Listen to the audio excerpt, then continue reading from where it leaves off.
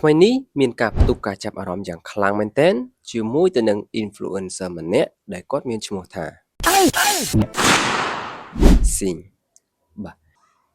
យើងនិយាយពីគាត់ត្រុសគាត់ចំណាយពេលខ្លីបំផុតដែលអាចបង្កើតអ្នក follower របស់គាត់រហូតដល់ទៅ 500k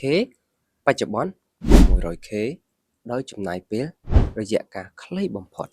ហេតុអីបានថ្ងៃហ្នឹងយើងលើកយកគាត់មកនិយាយក្នុងវីដេអូនេះចំណុចពិសេសនោះគឺត្រង់ថាឈ្មោះរបស់គាត់ដែលយើងហៅថា Sing ហ្នឹងនៅក្នុងភាសាចិនពិតជាមានអត្ថន័យល្អខ្លាំងមែនតើពាក្យទី1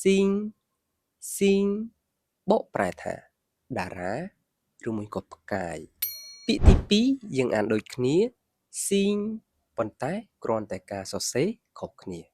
អត្ថន័យមានន័យថាការរីកចម្រើនពាក្យទី3យើងអានរៀងសង្កត់បន្តិចយើងអានថា Sing ដែលមានអក្សរបែបនេះអញ្ចឹងពាក្យទី3យើងសរសេរបែបនេះហើយអានដូចខ្ញុំបានអានអំបញ្ញមិញនេះ